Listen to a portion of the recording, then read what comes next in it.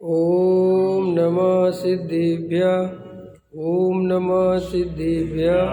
ओम नमः सिद्धिभ्यः। मंगल में मंगल करन वीतराग विज्ञान नमो तार जाते वही अरहंत करे मंगल करे ओमा ग्रंथ करने की काज जाते मिले समाज वावे इस भवतरु का मूल जानऊ मिथ्या भाव ताको कर निर्मूल अब करिए संतप्त मानस शांत हो जिनके गुणों के गान में वे वर्धमान मान जिन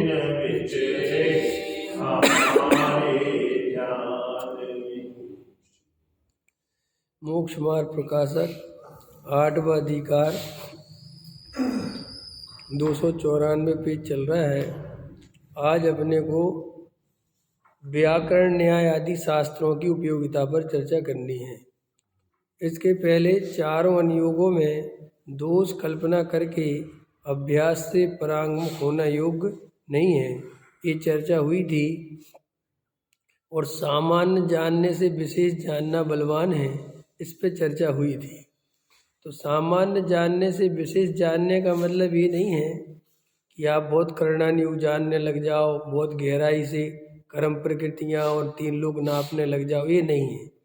विशेष जानने का मतलब ये है वास्तव में जो जीव का मूल प्रयोजन भूत है, जिससे जीव का दुख दूर ना हो सके और हमें सुख की प्राप्ति ना हो सके, ऐसे जो प्रयोजन भूत 7 तत्व हैं, देव शास्त्र गुरु हैं, कसाय है, 8 कर्मों का सामान्य स्वरूप है, इनके बारे में हमें बहुत विशेष जानकारी विशेष अभ्यास होना चाहिए।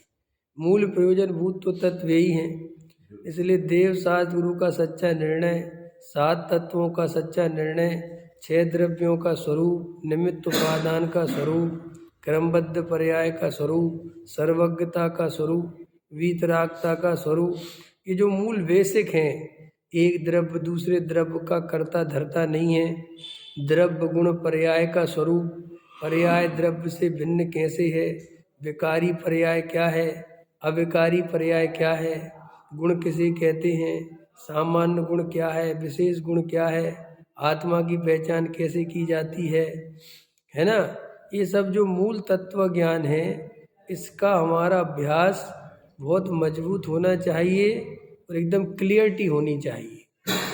अगर हमारी ये क्लियरिटी होगी तो हम आत्मानुभव करने में पूरी तरह सक्षम रहेंगे और अपना कार्य कर सकते हैं। और अगर हमारी यहाँ गड़बड़ होगी तो अपना कार्य करने में भी सक्षम नहीं होंगे और कोई भी किसी के भी लुभाव में कोई भी हमें ठग लेगा। कभी हम क्रिया ऐसे हमें क्रिया का, परिणाम का, अभिप्राय का, इनका भी विशेष ज्ञान होना चाहिए कि जड़ की क्रिया क्या होती है, पुण्य पाप के परिणाम क्या होते हैं, पुण्य और पाप कैसे बंधते हैं और ये पुण्य और पाप संसार के कारण क्यों हैं, ये पुण्य दया दान पूजा भक्ति ये धर्म क्यों नहीं है। ये जो बेसिक प्रश्न हैं, इनके उत्तर आपको व्यवस्थित पता होने ही चाहिए। और अगर आपको नहीं है तो आप पढ़ो, स्वाध्याय करो, समझो। और स्वाध्याय के बिना तो किसी भी जैनी भाई को रहना ही नहीं चाहिए। स्वाध्याय के बिना, तत्व अभ्यास के बिना 3 काल में सम्यक दर्शन की प्राप्ति नहीं हो सकती। इसलिए निरंतर स्वाध्याय में संलग्न रहो, स्वाध्याय से जुड़ो। स्वाध्याय करने वालों का विरोध मत करो, स्वाध्याय करना सीखो। स्वाध्याय के बिना मैं कौन हूँ, मेरा क्या स्वरूप है, ये आप कभी नहीं जान पाओगे। और दूसरे ही आपको तुम्हारी आइडेंटिटी बताते रहेंगे कि तुम मनुष्य हो, तुम पापी हो, तुम धर्मात्मा हो, तुम पुण्यात्मा हो, तुम सेठ हो, तुम पंडित हो, तुम ज्ञानी हो, तुम त्यागी हो, तुम वृत्ति हो, तुम श्रावक हो, तुम दानी हो। ये सब आइडेंटिटी तुम्हें दूसरे देते रहेंगे, लेकिन मेरी असली आइडेंटिटी क्या है, मेरा वास्तविक स्वरूप क्या है, ये पहचानने के लिए स्वाध्याय करना अत्यंत आवश्यक है। इसलिए जो जीव स्वाध्याय आदि नहीं करते, मात्र बाहर के क्रियाकांड में देवशास्त्र गुरु की भक्ति में लगे रहते हैं, और ऐसा उनको पढ़ा दिया जाता है कि स्वाध्याय से दूर रहो, कुछ नहीं रखा, वे बेचारे कभी धर्म का स्वरूप ही नहीं समझ पाते और लड़ाई झगड़ा और करते रहते हैं चाहे जिससे। अगर वे थोड़ा स्वाध्याय करें, आचार्य भगवंतों की बातों को पढ़ें, अभ्यास करें, कुंद भगवान जो मूल दिगंबर आचार्य, इतने बड़े आचार्य, वो क्या कहते हैं, समंतबद्ध आचार्य क्या कहते हैं, समंतबद्ध आचार्य ने भगवान की स्तुति कैसे करी, भक्तांबर का वास्तव में क्या अर्थ है। अगर ये थोड़ा अर्थ समझने की आदत पड़े ना, तो कुछ बहुत ज्ञान में क्लियरिटी हो। वीतराग सर्वज्ञ तंकर भविजन की अपूर्वा, ये स्तुति का अर्थ क्या है, अनादिकाल से जग में स्वामिन जल से शुचिता को माना, शुद्ध निजातम सम्यक रत्नात्रय निधि को नहीं पहचाना, अब निर्मल रत्नात्रय जल्ले श्री देव शास्त्र गुरु। इनका अर्थ क्या है, अगर वो इनका अर्थ समझने की कोशिश करे वो पूजा करने वाला, तो वो वस्तु स्वरूप समझ सकता है। लेकिन बस वो पूजा करने ही में लगा रहता है, कभी ये नहीं सोचता कि मैं भगवान के सामने क्या बोल रहा हूँ। है अनंत चतुष्टय के धनी तुम ही हो सरताज, मुकति वधु के कंत तुम तीन भुवन के राज। तो ये अनंत चतुष्टय क्या होता है, ये भगवान के कैसे प्रकट होते हैं, ये आत्म ध्यान क्या होता है, ये छठवां सातवां गुण स्थान क्या होता है, ये कसाय के अभाव में सम्यक दृष्टि चौथे गुण स्थान में आत्मानुभव होता है, वो कैसे होता है। अगर वो ऐसा समझे ना, तो देखो उसको अपने आप मोक्ष मार्ग मिल जाए। लेकिन ऐसा स्वरूप समझने सुनने के लिए बहुत पुण्य का उदय चाहिए। बहुत भाग्यशाली जीव होता है जिसकी होनहार भली होती है, उन्हीं को ये तत्व ज्ञान मिलता है, वो ये तत्व अभ्यास समझ पाते हैं। जिनके अभी संसार किनारा निकट नहीं आया, जिनको अभी चार गति परिभ्रमण करना है, वे ये तत्व अभ्यास करते ही नहीं, और उल्टा तत्व अभ्यास करने वालों से लड़ते झगड़ते हो रहे। ये कसाय है ना, क्या करें। देखो भाई, सब जीव हैं तो भगवान स्वरूप ही, आज नहीं तो कल मोक्ष चले जाएंगे, लेकिन वर्तमान पर्याय की अपेक्षा अपना भाव तो खराब कर रहे हैं। मारीची को जब तक महावीर नहीं होना था तब तक भटक नहीं था उसे, तब तक उसने आदिनाथ का ही विरोध किया। तो आगम का भी बिल्कुल प्रसिद्ध है ना, आगम से कि मारीची ने आदिनाथ के समुसरण में आदिनाथ का विरोध किया। कि साहब क्यों किया, क्या करे, अभी उसको इतना लंबा काल था, उसे अभी नरक निगोद में घूमना था, तो वो जिनवाणी समझता कैसे, वो आत्मा समझता कैसे। ऐसे ही जिन जीवों को अभी आत्मा समझने के भाव नहीं आते, आत्मा की बात करने वालों से लड़ते हैं, झगड़ते हैं, उनका विरोध करते हैं, खुद कभी स्वाध्याय करते नहीं, वे बिल्कुल वैसे ही जीव हैं कि अभी उनकी काल अवधि पकी नहीं, अभी उनकी होनहार भली नहीं है। इसलिए जैन कुल में जन्म लेकर भी, दिगंबर धर्म में जन्म लेकर भी, शास्त्र इतने सारे रखे हुए हैं तो अभी स्वाध्याय नहीं करते। सम्यक दर्शन ज्ञान चरित्राणि मोक्ष मार्ग, ये सम्यक दर्शन क्या है, ये सम्यक ज्ञान क्या है, ये सम्यक चारित्र क्या है। तत्वासूत्र आचार्य उमा स्वामी का जगत प्रसिद्ध है, उसमें सम्यक दर्शन ज्ञान चरित्राणि मोक्ष मार्ग, और फिर तत्वार्थ श्रद्धा नाम सम्यक दर्शनम। ये तत्वार्थ क्या है, कौन है ये तत्व जिनकी श्रद्धा से सम्यक दर्शन होता है? बोलो। ये स्वाध्याय करे बिना, ये वस्तु स्वरूप को समझे बिना ये समझ में आ सकता है? कितने लोग हैं जो ये बिल्कुल तत्वार्थ सूत्र पढ़ लेते हैं 10 लक्षण में, लेकिन ये तत्वार्थ श्रद्धा नाम सम्यक दर्शनम का अर्थ क्या है, और जीव अजीव आश्रव बंध संबर निरस मोक्ष 7 तत्व बताए हैं, इनकी कैसे श्रद्धा की जाती है। ये आश्रव माने क्या होता है, ये पुण्य भी आश्रव क्यों है, ऐसे अनेकों अनेक प्रश्न जिनके समाधान प्रत्येक जैनी भाई को खोजना चाहिए। प्रत्येक दिगंबर को क्या भाई साहब, प्रत्येक जीव को जिसे सुखी होना हो संसार में, चाहे वो किसी भी जाति में हो, किसी भी संप्रदाय में हो, कहीं पर भी हो, अगर उसे मोक्ष रूपी सुख को प्राप्त करना है, यदि उसे अपनी आत्मा का अनुभव करना है, यदि उसे भगवान बनना है, यदि उसे चार गति परिभ्रमण से छूटना है, तो उसे इन बातों को समझना ही पड़ेगा जो मैंने बातें अभी कही हैं। अगर वो इन बातों को नहीं समझेगा, इन प्रश्नों के समाधान नहीं खोजेगा, तो वास्तव में धर्म के नाम पर इधर उधर भटकता रहेगा और लोग उसकी श्रद्धा लूटते रहेंगे और ये पूरा भव उसका खत्म हो जाएगा। इसलिए यहाँ पर जो चारवन योग के अभ्यास की चर्चा थी, उसमें सामान्य जानने से विशेष जानना बलवान है। इतना महत्वपूर्ण वाक्य ये 4-5 दिन हो गए इस पर प्रवचन करते हुए। सामान्य जानने से विशेष जानना, ये तुम जैन धर्म को ऊपर ऊपर मत पढ़ो। लमोकार मंत्र पढ़ लिया, लेकिन लमोकार मंत्र का अर्थ क्या है ये कोई पता नहीं। विशेष जानना, सामान्य जानना नमो वंताणु नमो सिद्धाणु नमो वार्याणु नमो जड़ सब जानो, और विशेष कि अनंत परमात्मा कौन है, ये सिद्ध परमात्मा कौन है, ये आचार्य कौन है, उपाध्याय कौन है, साधु कौन है, मैं किसको नमस्कार कर रहा हूँ, इनको नमस्कार क्यों किया जाता है। तो ऐसी गहराई में जावे तो वो विशेष बलवान है, ये कह रहे। समझ में आया। और अगर ऊपर ही ऊपर जान ले है, अपन अभी कितने लोगों को जानते हैं जो बेचारे रोज पूजा करते हैं, भक्ति करते हैं, तीर्थों पे जाते हैं, खूब जय जयकारा करते हैं, खूब खूब करते हैं, खूब साधु संतों के पीछे दौड़ते हैं, करते हैं, साधु संतों की भैयावृत्ति करते, करना ही चाहिए, उसमें कोई निषेध नहीं है, लेकिन वस्तु स्वरूप के समझे बिना मोक्ष नहीं मिलता। सेवा करने से पुण्य बनता है, मोक्ष नहीं मिलता।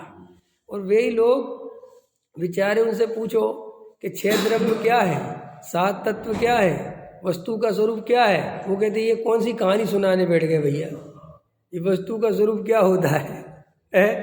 समझ में आया रमेश जी? समझ में आया जी? अपन जब तक मुमुक्षु नहीं थे, मुझे आपकी तो पता नहीं है, लेकिन हम तो वास्तव में 12वीं तक जब पढ़ते थे मैथ साइंस से, और मैं इतनी पूजा भक्ति मुनिराजों के आहार चर्या सब में जाता था।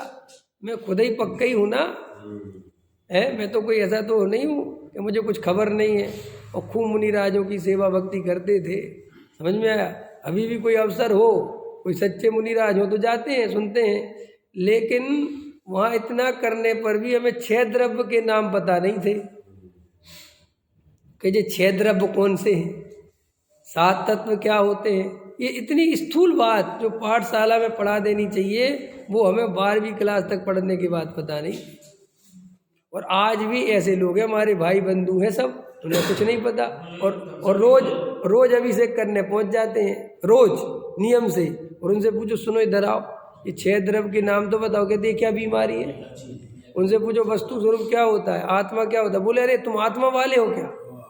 हमें आत्मा वालों से सख्त नफरत है, जैसे खुद पुद्गल हो है, खुद पुद्गल की पार्टी का हो है।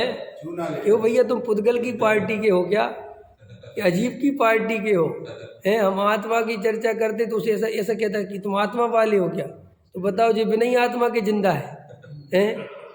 कोई बिना आत्मा के जिंदा है? और कई लोग तो आत्मा बोलो तो भूत प्रेत समझते हैं। बोले साहब उनके यहाँ तो आत्मा ही आत्मा की चर्चा करते हैं, तो कई लोग कहते पता नहीं ये भूत प्रेतों को साधते रहते हैं क्या? स्वयं आत्मा होकर भी आत्मा से इतना अनभिज्ञ है ये जीव। ये मोह की दशा है, ये सब मिथ्यात्व की महिमा है भाई, ये मोह की महिमा। इतना आत्मा होकर आत्मा से चिढ़ता है, ये दर्शन मोह की बलहारी है। ये सब इतना तीव्र मिथ्यात्व। ये देखो मारीची को 4 गति परिभ्रमण शेष था, तो देखो समोशरण में जिनेन्द्र देव का साक्षात समोशरण में विरोध करने का भाव। वो मुनि था, वो साधु था मारीची, साधु बना था, नग्न दिगंबर साधु था मारीची। समझ में ऐसा बैठा था और एकदम ऐसा आक्रोश आया, मैं 24वां तीर्थंकर बनूंगा, तुम समझते क्या हो? वो भगवान वीतरागी हैं, मैं कोई ऐसा थोड़ी ऐसे कह रहे सुन मारीची, ऐसा थोड़ी हो रहा वहाँ है। तो मारीची की तरफ देख के समझा रहे कि चलो भाई दिखे कि जी तो राग दे, तो बिल्कुल अपने स्वरूप में बैठे वो वहां से दिव्य ध्वनि गिर रही है, हजारों तरह के प्रश्नों के समाधान हो रहे हैं। अब एक किसी ने पूछ लिया कि इसमें कोई ऐसा जो तीर्थंकर बनेगा, उनने कह दिया मारी जी बनेगा, ये लड़ाई झगड़ा है। देखो कोई ऐसा कहे, इससे अच्छा तो आदिनाथ नहीं बोलते, तो कम से कम झगड़ा होने से तो बच जाता। तो आदिनाथ के हाथ में था। अरे भाई वस्तु का स्वरूप है, जिस निमित्त से जो कार्य होना है वो निमित्त। अब देखो किसी के मन में आ भी गया ये प्रश्न, ये मन में भी आ गया कि अति धन ऐसे ही आ गया। अब आ गया भरत जी के मन में आ गया कि कोई है कोई यहाँ, उनने कहा तेरे ही बेटा है वो तो लड़ाई झगड़ा हो गया। तो कई लोग सोचते कि अरे वीतरागी भगवान कभी सोच समझ के नहीं बोलते, जैसा वस्तु का स्वरूप है वैसा बोलते। ये तो सोच समझ के तो रागी देसी बोलते हैं भाई। समझ में आया? जिनेंद्र देव के यहाँ सोचने समझने का काम नहीं है, वहाँ तो जैसा वस्तु का स्वरूप है, चाहे तुम नरक जाओ तो जाओ और स्वर्ग जाओ तो जाओ और मोक्ष जाओ तो जाओ, वो तो वस्तु के स्वरूप के हिसाब से बात आती है। वहाँ ऐसे नहीं सोचते जिनेंद्र देव कि ऐसा बोलूँगा तो ये श्रोता बिदक जाएगा, ये श्रोता भग जाएगा, थोड़ा व्यवहार की बात ले लो वरना ये व्यवहारी लड़ने लगेंगे। क्यों? ये वीतरागता खत्म हो जाएगी, सर्वज्ञता खत्म हो जाएगी। यही तो वीतरागता की कीमत है कि वहाँ जैसा देखो नेमिनाथ भगवान समुसरण में विराजमान है। अब पता नहीं ये प्रश्न कहाँ से आ गया कि द्वारका का क्या होगा। अब ये प्रश्न भी अजीब ही गरीब ही है ना। कौन पूछता है कि दिल्ली का क्या होगा? अरे कोई पूछे तो अपना क्या होगा, मेरा क्या होगा, मेरा स्वरूप क्या है। अब देखो जब ये प्रश्न आया और इसका जो समाधान है वो आया, और इस समाधान के बाद क्या होगा ये भी नेमिनाथ के ज्ञान में था कि नहीं है? कि नेमिनाथ को जब ये पता था कि अब ये प्रश्न आएगा और इसका उत्तर समुसरण में दिव्य ध्वनि में आएगा कि 12 वर्ष बाद जलेगी और ये उत्पाद मचाएंगे, ये पता था कि नहीं? क्या करे? वहाँ प्रश्न आया, यहाँ समाधान आया, वहाँ द्वीपायन में उठ के चले गए।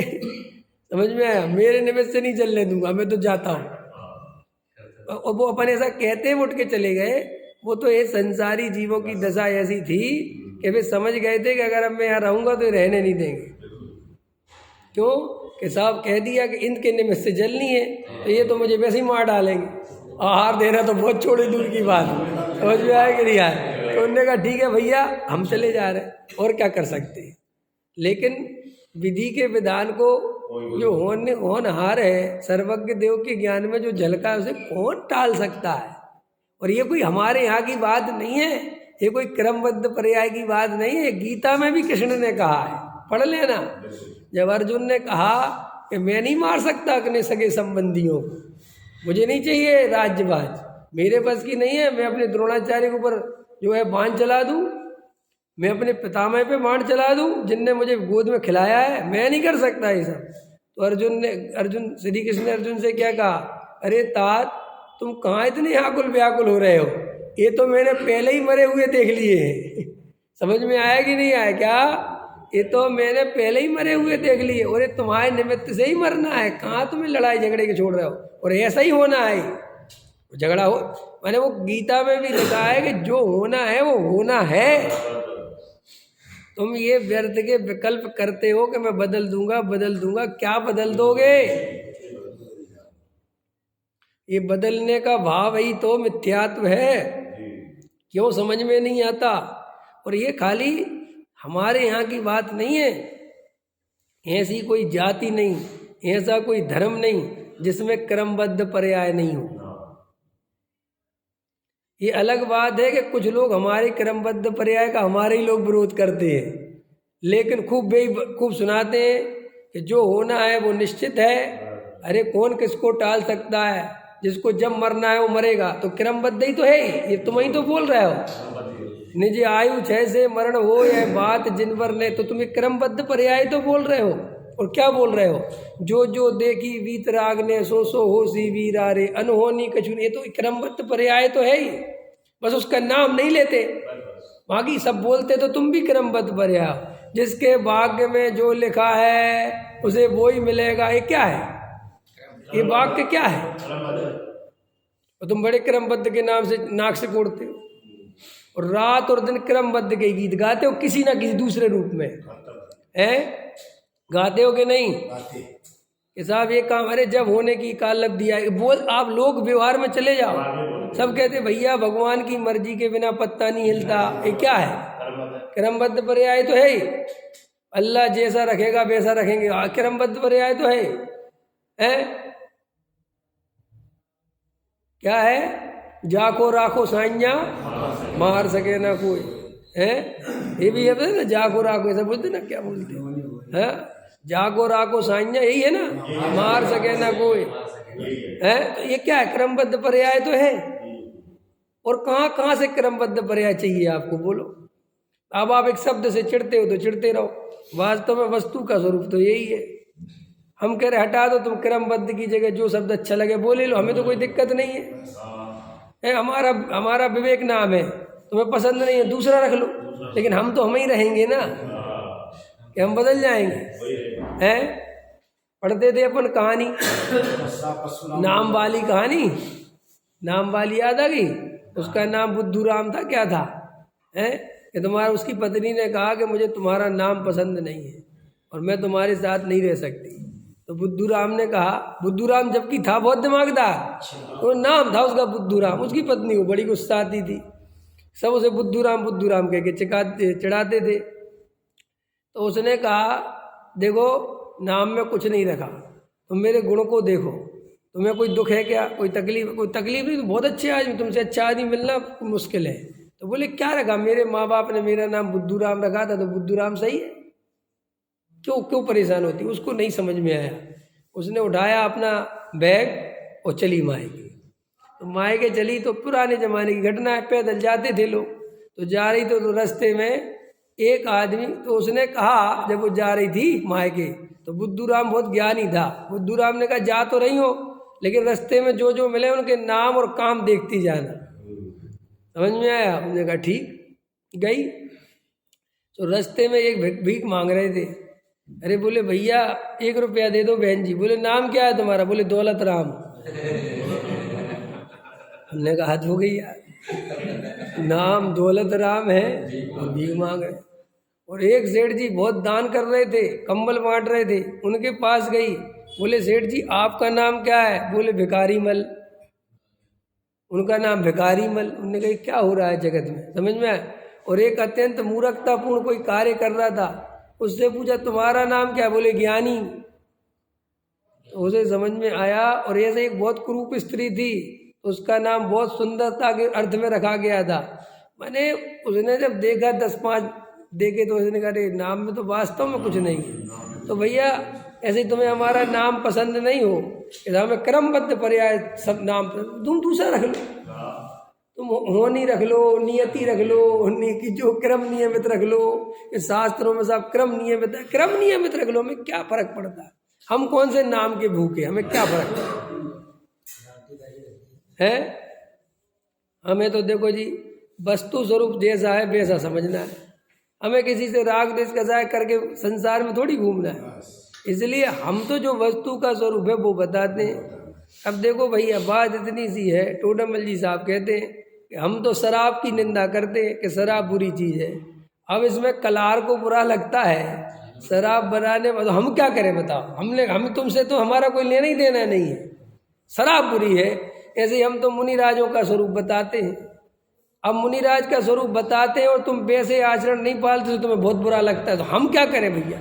हमें तुमसे तो कोई लेना देना है ही नहीं, हमारा तो तुमसे कोई दूर दूर तक संबंध नहीं है। लेकिन जैनागम में जो मुनिराज का स्वरूप है वो तो हमारा बताना फर्ज है, कर्तव्य है। अब हम वो नहीं बताएंगे तो देव शास्त्र गुरु के स्वरूप के बिना आगे की कहानी कैसे चलेगी? कि क्यों कि भाई देव शास्त्र गुरु का स्वरूप बताएंगे तब तो इसके गृहीत मिथ्यात्व छूटेगा, और गृहीत मिथ्यात्व छूटे बिना अगृहीत मिथ्यात्व छूटता नहीं, इसलिए बता दे। और हम एक जगह का थोड़ी बताते हैं, जहाँ भी गलतियाँ होती हैं हम तो सब जगह का बताते हैं। क्यों? हम किसी पंथ संप्रदाय के हैं क्या? बोलो। हमें तो जहाँ गलती दिखती है, चाहे मुमुक्षुओं में दिखे, चाहे गैर मुमुक्षुओं में दिखे, चाहे देश में दिखे, चाहे विदेश में दिखे, हम तो भैया जैसा है वो बता देते कि सही नहीं हो रहा है। और अच्छे कार्यों की हर जगह प्रशंसा करते हैं। तो हमें कोई पक्षपात तो है नहीं, हम तो हमारा किसी से बैर विरोध नहीं। और अगर अपन बैर विरोध से कसाय के वश होकर अपनी कसाय की पूर्ति के लिए अपन प्रवचन करते हैं, तत्व का स्वरूप बताते हैं, अपने से बड़ा पापी कोई दूसरा नहीं है। विशेष पाप का बंध होगा मुझे अगर मैं कसाय के वशीभूत होकर किसी की निंदा करूंगा तो। हाँ, वास्तव में वस्तु के स्वरूप के अर्थ जीवों के कल्याण के लिए सच्चे देवसात गुरु का स्वरूप बताऊंगा, और उसमें कुगुरु कुदेव को शास्त्र नपेंगे ही नपेंगे, वो तो स्वाभाविक है ना, तो मुझे पाप नहीं लगेगा। क्योंकि अगर कुगुरु कुदेव कुशास्त्र का स्वरूप बताने से पाप लगता तो फिर हमारे आचार्य भगवंत क्यों बताते? हमारे सबसे पहले तो हमारे आचार्य भगवंतों ने स्वरूप बताया। कुंद कुंद देव ने तो ऐसा लिखा, अष्टपावड़ के पढ़ो तो आपकी आंखें खुल जाए, लेकिन पढ़ने की फुर्सत कहाँ है लोगों को? पढ़ने से नहीं, पढ़ने से सारी बीमारियां, सारे झगड़े होते हैं। पढ़े लिखे लोग झगड़े नहीं करते, ध्यान रखना। समझ में आया? झगड़े करने का काम तो अज्ञानता का है, जितना ज़्यादा अज्ञान उतना ज़्यादा झगड़े। देखो, जब पति पत्नी आते हैं ना, शादी होती है तो शुरुआती तौर में लड़ाई झगड़े होने लगते हैं, है कि नहीं? बहुत झगड़े हो जाते बात बात में, फिर धीरे धीरे झगड़े बंद हो जाते हैं। क्यों हो जाते हैं? फिर एक दूसरे को समझ जाते हैं, फिर ज्ञान हो जाता है, फिर थोड़ा ज्ञान बढ़ भी जाता है, उम्र थोड़ी जानते ना, तो थोड़ी सहने की, सुनने की आदत पड़ जाती है। दो बातें पत्नी सुना लेती, कहता कोई बात नहीं, फिर पति को पत्नी सुना ले, कोई बात नहीं। लेकिन शुरुआत में तो बिल्कुल हम कह रहे एकदम अलग अलग जगह से आए ना, एकदम वो कैसे, फिर बाद में एडजस्टमेंट हो जाता है। ऐसे ज्ञान बढ़ता है तो फिर लड़ाई झगड़ा करने का भाव नहीं आता। ये जो लड़ाई झगड़ा करते हैं, ये तो इस बात की निशानी है कि इनको भी सम्यक ज्ञान है नहीं। न तो हमारा जैन धर्म तो भाई साहब, दो अपशब्द निकल भी जाए तो सबसे पहले उत्तम क्षमा, भैया माफ, गलती हो गई। समझ में आया? और साधु के तो कभी क्रोध होता ही नहीं, वो तो सदा क्षमा का ही धारी है। ये 10 धर्म है ना, उत्तम क्षमा, मार्दव, आर्जव, सत्य, सोच, संयम, तप, त्याग, ये तो साधु के उसी की अपेक्षा, ये साधुओं की मुख्यता से ही धर्म है ये 10 धर्म। तो मुनिराज को तो इतना क्षमा भाव रहता है कि उन्हें कोई उपसर्ग करे, कोई उन्हें गाली दे, गाली सुन मन खेद नयानो। ये तो भैया पूजा हमारी तो नहीं है, ये है मोक्षों की तो नहीं है पूजा, ये तो हमने नहीं लिखी। गाली सुन मन खेद नयानो, गुण को ओ गुण कहे अयानो। वस्तु छीने, क्यों वस्तु छीने, बांध बार बहुविधि करे, घर ते निकारे तन विदारे, बैर जो ना। ये तो सम्यक दृष्टि ग्रस्त की बात है, क्योंकि घर तो सम्यक दृष्टि का होता है, मैंने ग्रस्त का होता है, मुनिराज के तो कोई घर होता नहीं।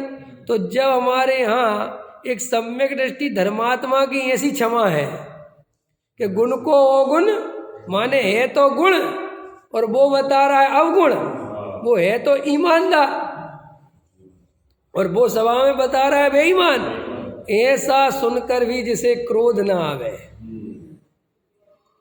और घर ते निकारे तन विदारे, माने मारा भी और घर से भी निकाल दिया। अरे कम से कम मार के घर ही में छोड़ जाते तो ही शांति थी, है कि मारा भी और घर से भी निकाला, फिर भी बैर जो ना ता धरे। जहाँ बैर का परिणाम फिर भी ना आवे, वो उत्तम क्षमा का स्वरूप है। और ये तो गृहस्थ के है, फिर मुनिराज के कैसे क्षमा होगी? और अगर मुनिराज क्रोध करते हुए दिखाई देते हैं, अभद्र भाषा बोलते हुए दिखाई देते हैं, तो वो कैसे मुनिराज माने? ये अपन को सोचना चाहिए, हम सबको समझना चाहिए कि एक सच्चे साधु का स्वरूप क्या है। तो देखो, इस सामान्य से विशेष जानना क्यों बलवान है? ये इसलिए बलवान है कि अगर तुम ठोस वस्तु का स्वरूप नहीं समझोगे, गहराई से वस्तु का स्वरूप नहीं समझोगे। देखो भाई, कोई हम जन्मजात मोक्षु नहीं थे, क्यों? कोई हम जन्मजात थे क्या? हम जन्मजात सोनगढ़ी थे क्या? नहीं भाई, हम भी सब ऐसे ही थे जैसी सारी दुनिया है, लेकिन किसी भाग्य के उदय से एक किसी स्वाध्याय में बैठ गए, ईमानदारी से तत्व सुना और हमारी होनहार भली थी और हमें समझ में आ गया कि अरे रे रे धर्म तो ये है, वस्तु का स्वरूप तो ये है। बस उस दिन से हमने तत्व अभ्यास करने में लग गए और जिस दिन से हम तत्व अभ्यास करने में लग गए तो लोगों ने हमें नाम दे दिया, मुमुक्षु सोनगढ़ी, मुमुक्षु सोनगढ़ी। हमने कहा अच्छा, इस स्वाध्याय करने वाले सोनगढ़ी कहलाते? बोले हाँ। तो मैंने कहा ठीक है, मैं भी हो गया। एक बार सच्ची घटना सुनाता हूँ। मैं जब पढ़ता था तो लौट के आया अपने गांव। तो मैं अपने गांव से मैं जब दूसरे गांव में स्कूल था वहाँ पढ़ता था 9th 10th।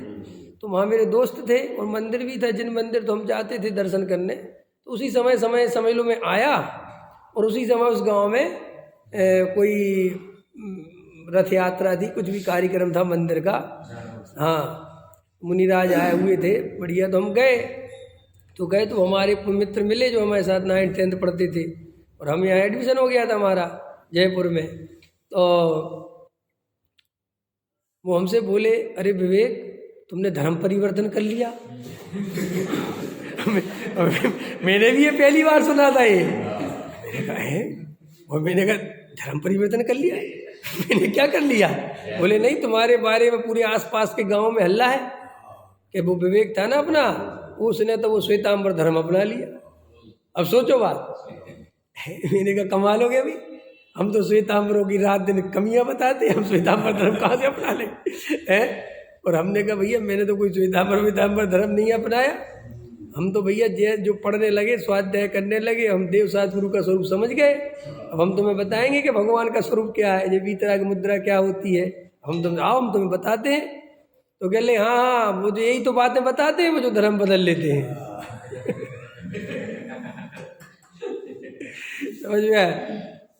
तो मैंने कहा नहीं, अरे नहीं, बोले सही शब्द ध्यान नहीं आ रहा यार, मैं तो जानता नहीं हूँ। हाँ अभी आना आया, तुम सोनगढ़ी हो गए। मैंने कहा ये ठीक है।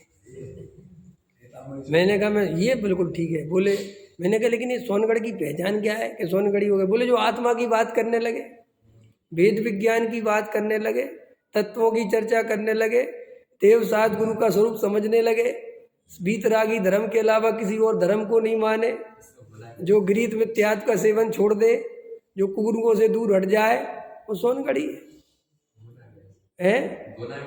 हमने कहा भैया ये चाहिए? बोले हाँ। हमने कहा ठीक, बिल्कुल ठीक, ऐसा तो हो गया। बोले सही भाई है। बोले मेरा भैया तुम्हें अब पता नहीं मैं जहाँ से आया हूँ।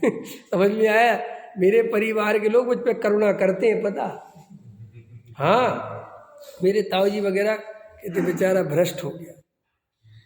एक भाई कह रहा मुझसे नरक चला जाएगा। समझ में आया कि नहीं आया? वो करुणा कर रहा मेरे पे कि नहीं कर रहा कि नहीं? बेचारा कितने तक उसको कितना दुख है कि मैं नरक चला जाऊँगा। ऐसे ही मैं कहता हूँ भाई मुझे तुम पे करुणा आती है, मैं भी क्या करूँ?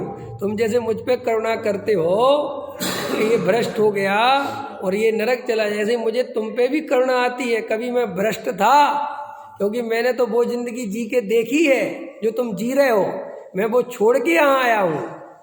समझा? तो इसलिए मुझे ज़्यादा ज्ञान है तुमसे दोनों जिंदगी का। तुम मेरे पे करुणा करने की जगह पहले थोड़ी अपने पे करो, और ठीक है कम से कम दोनों जिंदगी जी लो। एक बार हमारे पास आ जाओ और हमारी बात सुन लो, समझो, 10-5 दिन का टाइम दो, ईमानदारी से तत्व सुनो, और फिर तुम्हें अगर वही जिंदगी अच्छी लगे तो चले जाना। लेकिन एक बार तो हमारे मोहल्ले में आओ, हैं? लेकिन अब दूर से ही हम पे करुणा करते हो, अब क्या पता कौन किस पे करुणा करता है। आज मेरा बेटा सुबह सुबह एक अच्छी बात बता लगा। बोले पापा एक बात बताओ, अपन ऑक्सीजन लेते हैं कि कार्बन डाइऑक्साइड लेते हैं? मैंने कहा भैया इतनी तो सबको पता है यार, ऑक्सीजन लेते हैं। बोले अपन क्या छोड़ते हैं? मैंने कहा कार्बन डाइऑक्साइड। बोले बताओ तो कार्बन डाइऑक्साइड कितनी है पूरी दुनिया में? मैंने कहा यार मुझे नहीं पता कितनी है। मैंने कहा शायद मैंने पढ़ा तो है, लेकिन ध्यान। कह रहा जितनी ऑक्सीजन है उतना ही कार्बन डाइऑक्साइड है। मैंने कहा कैसे? कह रहा जितनी अपन छोड़ते हैं उतनी अपन लेते हैं, नई कहाँ से आ जाएगी? मैंने कहा ये भी ठीक है। फिर मैंने कहा अच्छा ये पेड़ पौधे हैं ये अपन को ऑक्सीजन देते हैं तो अपन के काट जिंदा है। बोले गलत है, पेड़ पौधे अपने कारण जिंदा है। अभी सुबह सुबह बोल रहा था, मैंने कहा यार नई बात बता रहा तू। कह रहा अरे अपन कार्बन डाइऑक्साइड छोड़ते तब तो वे जिंदा है। मैंने कहा इस एंगल से भी सोचना चाहिए भाई, इस एंगल से भी सोचना चाहिए कि नहीं। बोले अगर अपन कार्बन डाइऑक्साइड नहीं छोड़ेंगे तो पेड़ों का क्या होगा? अरे उनको भी तो उतनी जरूरत है जितनी हमें है। वाह बेटा वाह, तुमने तो नए सिद्धांत का प्रतिपादन कर दिया आज। बोले इसलिए आप ये मत सोचा करो कि पेड़ पौधे जरूरी, हम भी उनके लिए हम भी जरूरी है। ख्याल में आया? अरे भैया ऐसे ही यहाँ लगाओ कि भैया तुम जो है दूर से मत करो, तुम्हें लग रहा कि हम बेकार है, हमारी सुनो, हम भी तुम्हारे लिए बहुत जरूरी है और तुम हमारे लिए बहुत जरूरी हो। कि क्यों? कि तुम्हीं में से तो रॉ मटेरियल मिलता है। अगर तुम्हें हम पूरी तरह हटा देंगे तो हम समझाएंगे किसको? जो यहाँ बैठे इनको तो हम समझा चुके हैं। अब तुम रह गए हो दूर दूर थोड़ा सा, अब तुम आओ मेरे करीब, हम तुम्हें समझाते हैं वस्तु का स्वरूप, तुम्हारे भाग्य खुल जाएंगे। इनके तो खुल गए। और सही बात बताओ, जो यहाँ बैठे खुले कि नहीं खुले? हम जन्म जात दिगंबर, तेरा पंथी, पक्के परिवार है हम परिवार इसलिए बोलते हैं, आपको परिवारों की कहानी पता नहीं है। परिवार हमारा कुल जो है परिवार गोत्र है। हम वो इसलिए बोलते हैं कि जो परिवारी है ना, परिवारी असली खतरनाक लोग हैं जो विरोध करते हैं। समझ में आया कि नहीं आया? मोक्ष मोगा। हाँ, कोई उनने ही झंडा ले रखा। कोरवाल नहीं, परिवार। कोरवाल अलग होते हैं। हाँ, हम परिवार है, परिवार। समझ में आया कि नहीं आया? पकड़ में आया कि नहीं आया? अरे भैया हमें तुम ये मत समझो कि हमने वो दुनिया देखी नहीं, हमें ये मत सोचो कि हम अनभिज्ञ हैं, तुमसे ज़्यादा देखी है। तुम क्या दौड़ते होगे? क्या तुमने कितने मुनिराजों को हार दोगे? हमने एक से एक मुनिराज साधु संतों को हार दिया, और अभी भी सच्चे साधु मिले तो देते, उसमें क्या दिक्कत है? वो देना ही चाहिए। बस हम थोड़ा सा स्वाध्याय करा, तत्व अभ्यास करा, तो फिर नकली और असली की पहचान हो गई। इतनी सी बात है, और कोई बात तो है नहीं। अब तुम थोड़ा पढ़ते नहीं हो इसलिए तुम सब कोई एक जैसा करते रहते। पढ़ोगे लिखोगे तो तुम भी समझ जाओगे, वो तो उसमें क्या है? इतनी सी बात है ना। एक उदाहरण और दे देता हूँ। मेरी बेटी छोटी है तो मेरे साथ कभी सामान लेने जाते स्कूटर पे, तो कोई सामान लेता हूँ, तो अब जैसे मैंने 500 का नोट दिया और सामान लिया 100 का, तो कितने नोट वापस देगा अरविंद जी? 4। तो मेरी बेटी भी इतनी छोटी, वो कहती जी तो बहुत अच्छा है, एक नोट दो और 4 मिल जाते। तो वो कहती है कि पापा अपने पैसे कभी जाते ही नहीं, आप जब भी देते हो देखते बदले में और ज़्यादा दे देते लोग, इसलिए अपना पैसा बढ़ता चला जा रहा है। क्यों? अब वो बच्ची है ना अभी, तो तुम्हें उसमें हंसी आती कि नहीं आती? लेकिन अभी वो बड़ी हो जाएगी थोड़ी सी, तो वो कहेगी कि हम समझ गए कि एक बात क्या है। ऐसे अभी तुम बच्चे हो, नादान हो, बालक हो, समझते नहीं, तो हमें गाली देते फिरते हो, दो गाली, हमें कोई दिक्कत नहीं। लेकिन जिस दिन समझोगे उस दिन हमारे पास आओगे, दौड़ के हमें गले लगाओगे। कभी हमारे विरोध करने वाले आज मिलते तो हमें गले लगाते, कहते हमें तुमने क्या बता दिया भाई, हम कहाँ फंसे पड़े थे। ऐसे ही मैं सब जीवों पर करुणा करके बात कह रहा हूँ कि तुम्हें विरोध करना है करो, लेकिन विरोध करने के लिए भी ये तो समझो कि विरोध किस चीज़ का कर रहा हूँ। कम से कम विरोध के लिए पढ़ो, है कि नहीं? तो ही तुम्हारी गुत्थी सुलझ जाए। लेकिन तुम ध्यान, एक प्रवचन सुन लिया किसी ने मेरा, एक प्रवचन में कैसे तुम मेरा विरोध करोगे ढंग से? मेरे कम से कम 10-15 प्रवचन सुनो और फिर आओ लठ लेके। समझ में आएगा? अभी एक प्रवचन में मैं क्या कह पाऊंगा? हर प्रवचन कम से कम 10-20 प्रवचन उठाओ मेरे पुराने, सब पढ़ो, देखो कि आदमी क्या बोलता है, तब फिर तुम समझ पाओगे, फिर तुम उससे बात भी कर पाओगे। अब मेरी एक आधी अधूरी बात पकड़ लेते हो तो तुम नहीं समझ पाओगे मुझे। समझ में? पूरा समझो, गहराई से समझो। इसी के लिए कह रहे सामान्य जानने से विशेष जानना बलवान है। ठीक है कि नहीं? अब चलो, व्याकरण न्याय आदि शास्त्रों की उपयोगिता तथा व्याकरण न्याय आदि शास्त्र हैं, उनका भी थोड़ा बहुत अभ्यास करना, क्योंकि उनके ज्ञान बिना बड़े शास्त्रों का अर्थ भाषित नहीं होता, क्योंकि वे संस्कृत, प्राकृत और पद्य में लिखे हुए हैं। अब अगर तुम्हें व्याकरण का ज्ञान अन्वयार्थ लगाना नहीं आएगा तो भैया कैसे करोगे? इसलिए भाई उनका भी ज्ञान होना चाहिए, थोड़ा बहुत अपना काम चल जाए। तथा वस्तु का स्वरूप भी इनकी पद्धति जानने पर जैसा भाषित होता है वैसा भाषादिक द्वारा भाषित नहीं होता। इसलिए परंपरा कार्यकारी जानकर इनका भी अभ्यास करना, परंतु इन्हीं में नहीं फंस जाना। ये भी बहुत टोडामल जी सावधान किया। इनका कुछ अभ्यास करके प्रयोजनभूत शास्त्रों के अभ्यास में परिवर्तना। और सुनो, ये जो बात लिखी है इस बात में भी ये टोडामल जी के जमाने की बात है, क्योंकि उस समय कोई भी हिंदी के शास्त्र होते ही नहीं थे। कोई इतने अच्छे पंडित विद्वान हुए ही नहीं थे कि जिनने बढ़िया भाषा टीका सरल ग्रंथ लिख दिए हों। सारे ग्रंथ संस्कृत और प्राकृत में थे, क्योंकि टोडामल जी साहब ने भी, आपको नहीं पता, टोडामल जी साहब कर्नाटक गए, वहाँ पर ग्रंथों में सब देखा तो सारे ग्रंथ कन्नड़ में थे, हिंदी के तो संस्कृत प्राकृत में नहीं, कन्नड़। तो टोडामल जी साहब ने कन्नड़ भाषा सीखी। सोचो बात, 2 महीने रह के वहाँ, और वे 4 लोग गए थे, 3 तो वहीं पूरे हो गए, टोडामल जी बस लौट के आ पाए थे। तो इसलिए वो जो आदमी जिस वातावरण से गुजरता है, जिन परिस्थितियों से गुजरता है, तो वो वर्तमान के द्रव्य क्षेत्र काल भाव के हिसाब से उस बात को कोट करे बिना रहता नहीं। आप समझ रहे ना? जैसे आज मैं जो बोल रहा हूँ, तो वर्तमान में जो मुझे द्रव्य क्षेत्र काल भाव दिखाई दे रहा है वो बात मेरे प्रवचन में आ जाएगी। अथवा मैं ग्रंथ लिखूंगा, कोई शास्त्र लिखूंगा, कोई पुस्तक लिखूंगा, तो वो बात उसमें आएगी, जरूर आएगी, क्योंकि अपना अनुभव उसमें आता ही आता है कि भाई हमने ऐसा देखा है। तो टोडामल जी के ज़माने में न्याय व्याकरण आदि का ज्ञान करने कराने की व्यवस्था भी बिल्कुल नहीं थी ज़्यादा। समझ में आया? बहुत शिक्षा के लिए बहुत परेशानी होती थी।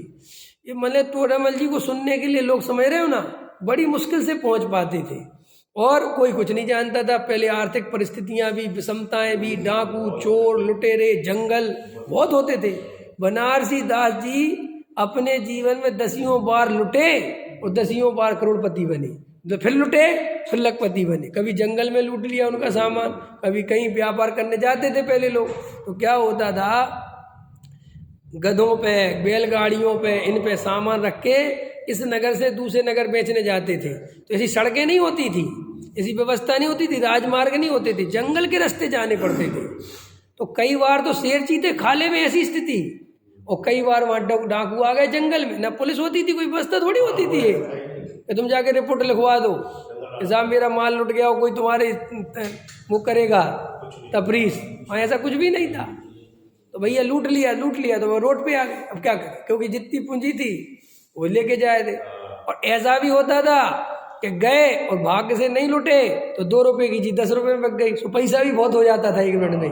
ऐसा ही होता था पहले, तो वैसे जमाना ऐसा ही था। तो टोडामल जी के समय में ये परिस्थितियां बहुत रही कि शास्त्र बहुत हिंदी वाले अच्छी अपनी, इसलिए टोडामल जी को ये तकलीफ थी। तो सबसे पहले जब टोडामल जी ने, देखो, वो छपड़ा सार आदि की टीका करी, तो उन्होंने फिर देश भाषा में ग्रंथ लिखा। अगर टोडामल जी इतने इंटेलिजेंट थे, इतने होशियार थे, इतना ज्ञान था, वे चाहते तो इस ग्रंथ को संस्कृत में लिख देते, पूरा संस्कृत लिख देते वे। लेकिन उनने फिर देश भाषा में ग्रंथ लिखा कि नहीं, ताकि आने वाली पीढ़ी आराम से पढ़ सके। उनने अपनी विद्वत्ता की चिंता नहीं करी। क्यों? अगर ये संस्कृत में लिखते तो कितने बड़े विद्वान माने जाते, अरे भाई साहब संस्कृत में। लेकिन वे संस्कृत में हैं जितने, उनको पढ़ने वाला कौन है? और देखो, भाषा की एक बात बता दूं मैं तुम्हें, भाषा के बारे में एक बात अच्छे से समझ लो, आप चाहे कुछ भी कर लो। देखो, भाषा आपकी वो मानी जाती है जो आप बोलते हो। जिस लैंग्वेज में आप बात करते हो, असली भाषा के ज्ञानी आप उसके होते हो। आप संस्कृत का ज्ञान रख सकते हो, फिर भी संस्कृत में आप वैसी दक्षता, वैसी आपकी कमांड, वैसी पकड़, वैसा भाव भाषण आपको नहीं हो सकता जैसा आपको अपनी भाषा में होता है। अब इसलिए आप संस्कृत पढ़ तो लो, अर्थ भी कर लो, लेकिन वो उतना अर्थ गहरा आप पकड़ नहीं पाते। क्यों? कि नहीं साहब, हमें संस्कृत का ज्ञान तो है, लेकिन आप बोलते हिंदी हो। तो अपन क्या करते हैं, जो भाषा बोलते हैं उसी में सोचते हैं। ये आपको पता है, ये तो आप जानते ही होंगे ना। आप जिस भाषा में बोलते हो आप उसी भाषा में सोचते हो।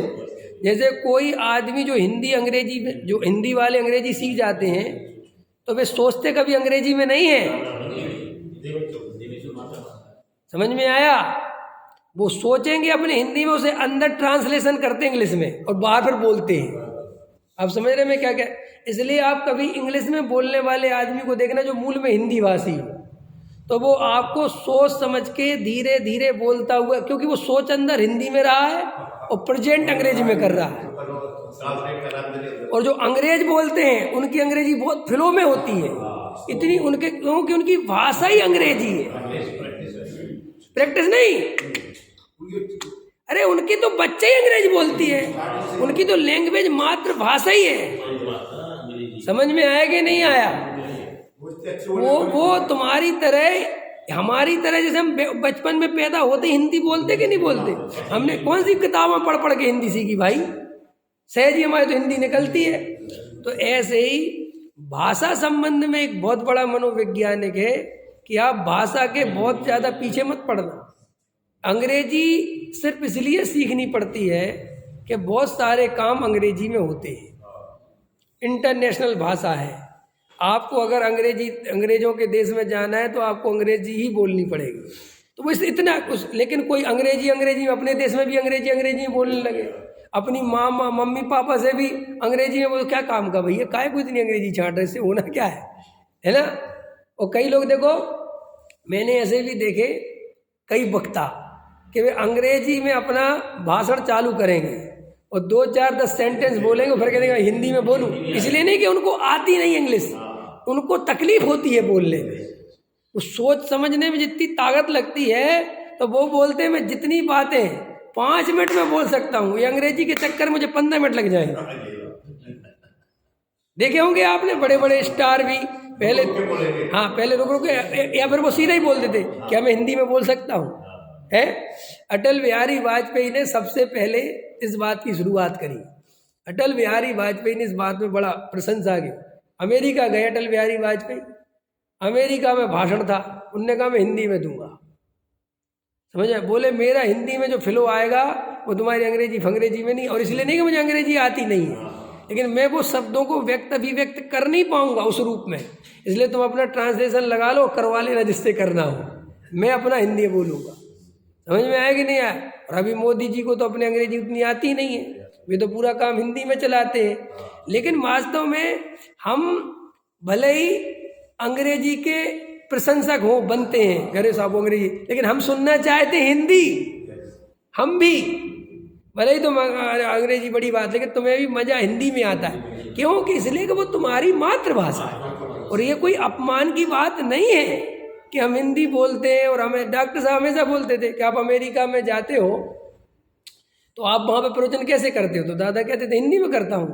तो बोले साहब वहाँ तो अंग्रेजी चलती है। तो बोले मुझे इससे क्या लेना देना भाई, मेरा माल है, तुम जानो, तुम्हारा काम जाने, तुम अंग्रेजी में करो, जिसमें ऐसा में करना उसमें करो।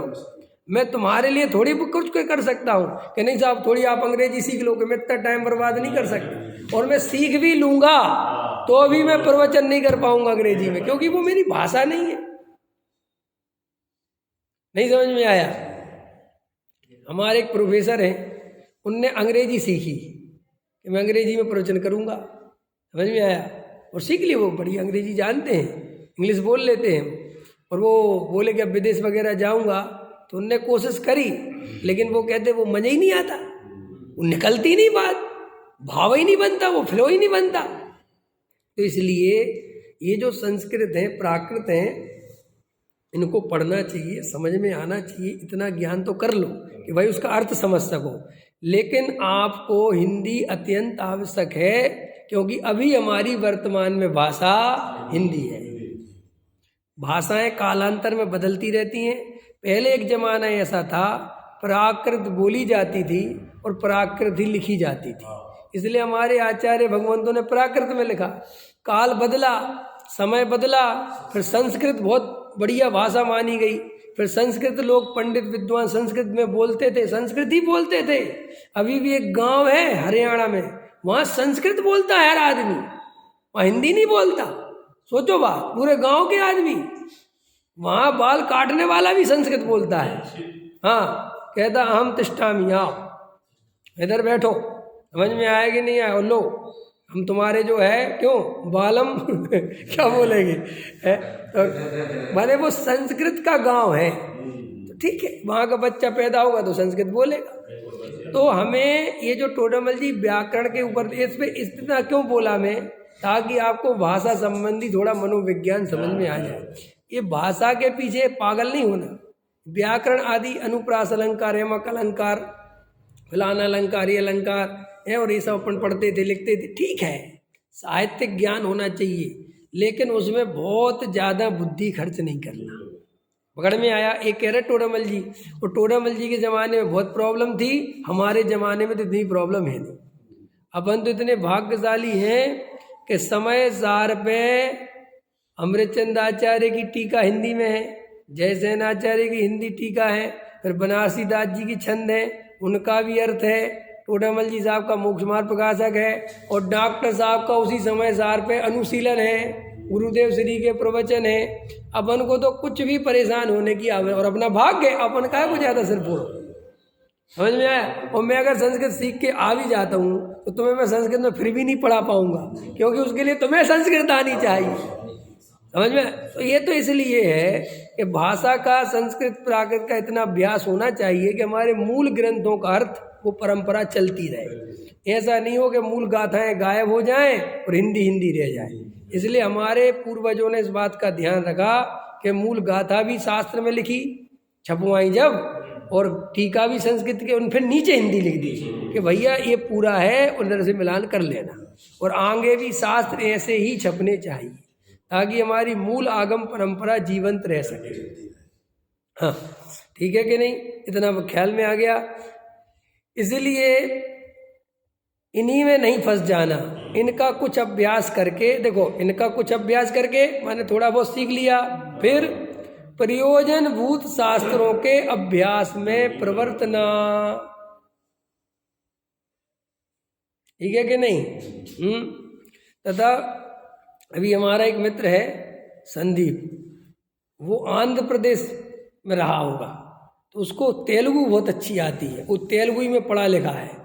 तो मुझसे पता क्या कह रहा था, मुझे नए चक्र तेलुगु में चाहिए। मैंने कहा यार तेलुगु में कहाँ से तुम्हें? तो बोले, मैंने कहा क्यों तुम तेलुगु कहाँ से? मैं बोले मेरे जो है कुछ पढ़ना लिखना समझना तेलुगु में बहुत अच्छा है, मुझे हिंदी में बहुत प्रॉब्लम जाती। सोचो बात। और अभी यहाँ रहता है हिंदी प्रांत में, लेकिन अब उसकी अभ्यास बहुत शुरू से वहीं करा, बचपन वहीं बीता, तो वो उसकी मातृभाषा तेलुगु है। तो ऐसा मतलब ये भाषा का भी आपको समझना है कि आप इसमें कभी, जैसे अपन हिंदी बोलते, अपन अपने आप को बहुत कमजोर समझते हैं या अपने को दीन समझते। क्यों समझते हो दीन? भाषा किसी के बाप की थोड़ी है कि कोई भाषा कुछ होती है। अरे भाषा तो जहाँ जो जन्मेगा, कोई जंगल में जन्मेगा आदिवासी, तो वो अपनी ऊ वाह ऊ बोलेगा। अब वो कौन सी भाषा है कि क्या बोल रहा है? भाई वहाँ ऐसे ही चलता है। वहाँ चले जाओगे तुम साउथ तरफ तो बहुत बढ़िया उर्दू बोलते, उसमें क्या है? भाषा किसी की क्या है? भाषा है तो बात विचारों के भी व्यक्ति का साधन है। भाषा से अपने को कमजोर क्या माना? लेकिन इंग्लिश वाले ऐसा चौड़ा हो जाता है और हिंदी वाले के कंधे झुक जाते हैं। नहीं समझ में आया? ऐसे झुका लेते, अपन सोचते अपन कमजोर। अरे ऐसे बैठा करो भाई, हमें नहीं आती अंग्रेजी, तुम्हारी हिंदी में सुना सको तो सुनाओ, और नहीं आता तो भैया कोई लगाओ, हम क्या कर सकते हैं। समझ में आया कि नहीं आया है? ये माने हमने जो एक भारत में ये एक कमी है, यहाँ इंग्लिश बोलने वाले को हमने इंटेलिजेंट समझ लिया। ये आपकी बिल्कुल धारणा ही कर। ये हीरो वगैरह होते, सचिन तेंदुलकर इंग्लिश बोलता है, क्यों सुनील जी? सचिन तेंदुलकर इंग्लिश बोलता है, समझ ना? जब वो अपनी ट्रॉफी लेने जाता था ये सब तो इंग्लिश बोलता है, क्योंकि उसकी अनिवार्य है, क्योंकि वो इंटरनेशनल लेवल का खिलाड़ी है। और आपको वहाँ इंग्लिश में ही पूछा जाएगा, क्योंकि पूछने वाले भी विदेशी है। अभी तो हिंदी तो बोलेंगे नहीं, तो वो इंटरनेशनल। लेकिन सचिन इंग्लिश बोलता है, इसलिए सचिन पढ़ा लिखा हो गया। ये कहाँ से तुमने निकाला? 9वीं फेल है वो। हाँ हाँ, मुझे सब पता है। ये महेंद्र सिंह धोनी 10वीं फेल है। ये कहीं पढ़ते लिखते हैं क्या? ये सब ये पढ़ेंगे लिखेंगे तो क्रिकेटर कब बनेंगे भाई? एक भी क्रिकेटर पढ़ा लिखा नहीं होता ढंग से। इंग्लिश इसलिए कि भाई वो कम उनको, और वो उतनी सीखते हैं, ऐसा नहीं कि वो बहुत जानते हैं। वो खेल से संबंधित उतनी भाषा सीख लेते हैं कि उनका काम चल जाता है बस। और कई लोग ऐसे भी रहे नहीं सीख पाए, पाकिस्तानी प्लेयर नहीं जानते इंग्लिश अधिकतर, तो हिंदी बोलते थे वो तो, क्या करें, नहीं आती तो हम क्या कर सकते तुम्हारा है। मेरा कहने मतलब ये कि अपन को भाषा से अपने को कमजोर कभी नहीं समझना, और इस चक्कर में हमने अपने को कमजोर समझा तो हम अपनी हिंदी भी भूल गए। आज हिंदी भाषी ऐसे हैं जिन्हें हिंदी का ढंग से ज्ञान नहीं। हम कम से कम हिंदी हैं तो हमारी हिंदी में तो मजबूत पकड़ होनी चाहिए। हमें हिंदी के अर्थ नहीं लगा पाते हम, तो फिर हम कैसे भाषा के विज्ञान के ज्ञानी हैं। हिंदी में तो इतनी मजबूत होना चाहिए कि हिंदी में तो हमसे पूछ लो हम बता देंगे। समझ में आया? देखो, तथा वैदिक आदि शास्त्र हैं, उनसे मोक्ष मार्ग का कुछ प्रयोजन नहीं है। बोलो साहब, ये रोग दवाई दारू समझ में? वैदिक शास्त्र क्या होते हैं? वो वैद्य जी होते ना, वैद्य जी। हाँ, वैद्य जी बन गए कि वैद्य जी कौन सी दवाई खा लें हैं। हाँ, हमारा ट्विंकल थोड़ा वैद्य है ना, बताता है ऐसे करो ऐसे करो, ऐसे वो कहते ऐसे वैद्य शास्त्रों का ज्ञान हो जाए, थोड़ा हो जाता है, पढ़ लिया समझ लिया। ले आया था एक वैद्य जी की पुस्तक है ना, क्यों वैद्य जी की कौन सी है वो, दीपक जी की कौन सी है, क्या आयुर्वेद विज्ञान, आयुर्वेद विज्ञान के साथ क्या खाना क्या पढ़ ली हमने, पढ़ ली भाई, दे दी तुमने, हमने पढ़ ली। तो कह रहे टोनामल जी हो गया, थोड़ा बहुत ज्ञान हो गया। तो टोनामल जी, इसका मोक्ष मार्ग से कोई प्रयोजन नहीं है भाई, ठीक है कि नहीं है? इसलिए किसी व्यवहार धर्म के अभिप्राय से बिना खेद के इनका अभ्यास हो जाए तो उपकार आदि करना, पाप रूप नहीं प्रवर्तना। और इनका ये पाप रूप नहीं प्रवर्तना का मतलब क्या है कि इन्हीं की दवाई दारू मत देने लग जाना तो ये पैसा कमाने का साधन बना लो है। क्यों? पहले मुझे भाव बहुत आता था जब मैं बहुत ज़्यादा अज्ञानता में जीता था, तो ये डॉक्टरों के पास जाता था दवाई कराने, तो ये पर्चा लिख के दे देते थे।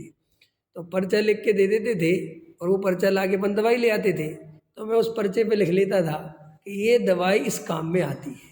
तो मैं सोचता था ऐसे यार 20, 25, 50, 100 डॉक्टरों को दिखा लो स्पेशल्स, और ये पर्चे बनवा लो, और बस ये पर्चे रख लो अपने पास, और अपन खुद ही खोल लो एक दवाई क्लिनिक। अब कोई आवे कि पेट में दर्द है तो पेट वाला पर्चा उठाओ आपने हम यही किया था समझ में आया कि नहीं आया? वो कहता ये डॉक्टर बनना कठिन कहाँ है, क्योंकि दवाई तो एक ही तरह की होती, 50 तरह की तो होती नहीं है। क्यों? तो ऐसा सोचता था मैं। तो अभी एक दिन चुटकुला पढ़ रहा था तो मुझे अपना ध्यान है, उस चुटकुले में लिखा था एक अमेरिका से डॉक्टर आया और चांदनी चौक पे आके बाजार में बेहोश हो गया। जब होश में आया तो बोले बेहोश क्यों हो गए थे? बोले तुम्हारे यहाँ पुस्तक वगैरह थी 30 दिन में डॉक्टर बनिए अब ये लिखते अपने जे बेचते ना, जो वैदिक शास्त्र वाले ये जो वेद वगैरह होते ना, इनके में लिखा होता है 30 दिन में सीखिए निरोगी होने के नुस्खे। ये नुस्खे फुस्खे बिकते कि नहीं बिकते हैं? ये खुजली बुजली वाले बेचते रहते हैं। आपको कैसी भी खुजली हो, आपकी खानदानी खुजली हो एक बार हमारी दवाई लीजिए और खानदानी खुजली मिटाइए। अब कोई भागा पड़े अमेरिका का डॉक्टर के, ये कौन सा हिंदुस्तान है भाई, ये क्या बिकता रहता है? ये मस्ती मजाक है? चलते रहते हैं तो बेहोश हो गया। तो यहाँ टोडामल जी कहते हैं भाई ऐसे नहीं करना है सब, ये थोड़ा बहुत सहजता से जानना हो गया तो अपने साधर्मी हैं तो उनको बता दो भैया थोड़ी सी तुलसी के पत्ते में ये काढ़ा बना के पी लो, तुम्हारा ये काम हो जाए। लेकिन अब आराम लगने लगा, 10-20 को आराम हो गया तुम्हारे तुलसी के काढ़े से, और तुमने कहा हम ही बना के बेचने लगे हैं। ये नहीं करना, न तुलसी का काढ़ा ही बेचते रह जाओगे, फिर मोक्ष मार्ग कहाँ रह जाएगा। तो सहज उपकार के लिए करना आ जाए तो, और विशेष उसमें बुद्धि लगानी नहीं। और क्या लिखा टोडामल जी ने, और इनका अभ्यास ना हो तो मत हो, और नहीं पढ़ो तो मत पढ़ो, कोई बिगाड़ नहीं, इससे कोई लेना देना नहीं है। समझ में आया? ये पहले क्यों लिखा? ये उस समय द्रव्य क्षेत्र काल भाव ऐसा था, क्योंकि ये डॉक्टर तो होते नहीं थे, ये वैद्य जी वगैरह होते थे और बड़े दूर होते थे, मिलते नहीं थे आसानी, तो लोग क्या करते थे खुद ही सीख लेते थे। भैया ये हमारे जो बूढ़े बुजुर्गों को ये खाना चाहिए, ये नहीं खाना चाहिए, इसकी प्रकृति दुखदाई है, इसकी प्रकृति तुम्हारा बात बढ़ा देगी, इसका पित्त बढ़ा देगी, इसका कफ बढ़ा देगी। आज हम लोगों को कुछ भी ज्ञान नहीं है, जबकि हमारे जो दादा परदादा थे उनको बहुत ज्ञान होता था कि सुबह भोजन में क्या करना चाहिए और शाम को क्या करना चाहिए, बहुत जानते थे, तो वे एकदम स्वस्थ रहते थे। तो तो उसका मात्र कारण ये था कि उस समय ऐसे जगह जगह 2-2 कदम पर कोई अस्पताल नहीं होते थे, कोई डॉक्टर नहीं होता। हम खुद, मैं सुनील जी जिस गांव में रहता था ना, मैं खुद, मेरे गांव में कोई डॉक्टर नहीं था, कोई था ही नहीं। हम लोग बीमार होते थे तो गांव में ही जो दुकानदार होते ना, किराने की दुकान, जे पैरासिटामोल, पेनजान, ग्रुफेन, ऐसे कुछ नाम होते थे, ये रखते थे 2-4 गोलियां और कहते थे जी एक दे दो, वो खा लेते थे, बस, इससे ज़्यादा कुछ नहीं। और फिर ज़्यादा ही बीमार हो गए, बुखार मिटा ही नहीं रहा, तो भैया फिर साइकिल पे बैठ के, बीमारी की हालत में मैं गया हूँ साइकिल पे ही, हाँ, और बुखार आ रहा है और तेज़ धूप हो रही है, फिर दूसरे गांव में 6 किलोमीटर जा रहे हैं, फिर वहाँ पे जाते ही साथ वो भी कंपाउंडर ही है, वो भी डॉक्टर नहीं है, ऐसे वो भी कोई बड़ा MBBS नहीं है। तो भाई अब ऐसी स्थितियाँ थी जो हमारे ही ज़माने में, मैं तो अभी कुछ बहुत बूढ़ा भी नहीं हूँ, तो हमारे परदादाओं के ज़माने में क्या होगा और टोडामल जी के ज़माने में क्या होगा। तो इसलिए टोडामल जी को ये लिखना पड़ा कि भाई वैदिक आदि, कोई कह सकता है कि जी कहाँ से आ गए जी वैदिक शास्त्र यहाँ, तो वो इसलिए लिख रहे हैं कि भैया वैदिक शास्त्र आदि भी उस समय लोग पढ़ते होंगे, ये जानने के लिए कि भाई क्या नुकसान करेगा, क्या नुकसान नहीं करेगा, इसलिए उनने वो कोट भी कर दिया।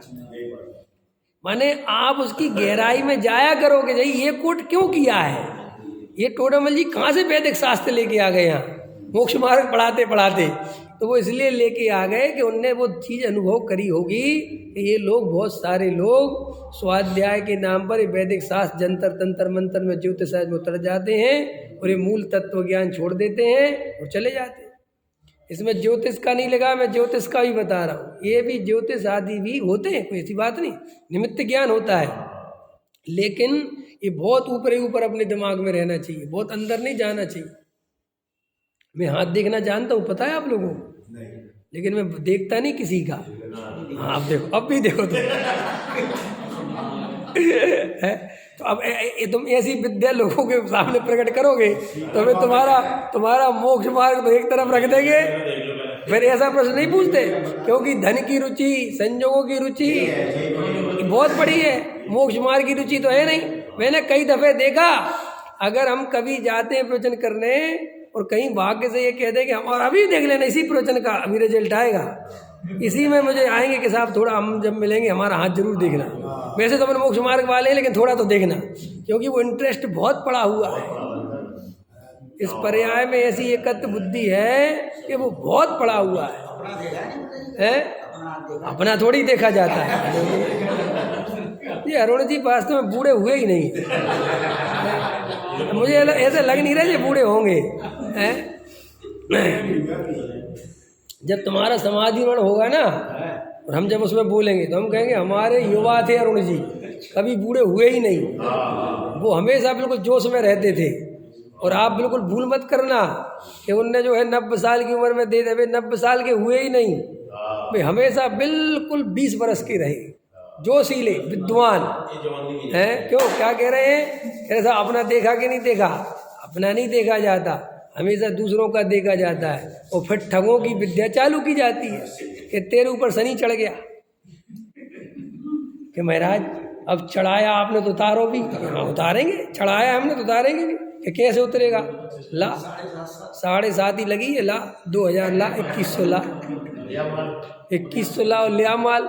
जो माल भी बड़ा वजह है। हाँ अरे ऐसा सब कमजोर मत समझना ये माल वाल। अरे ये पंडित बड़े बदमाश होते हैं।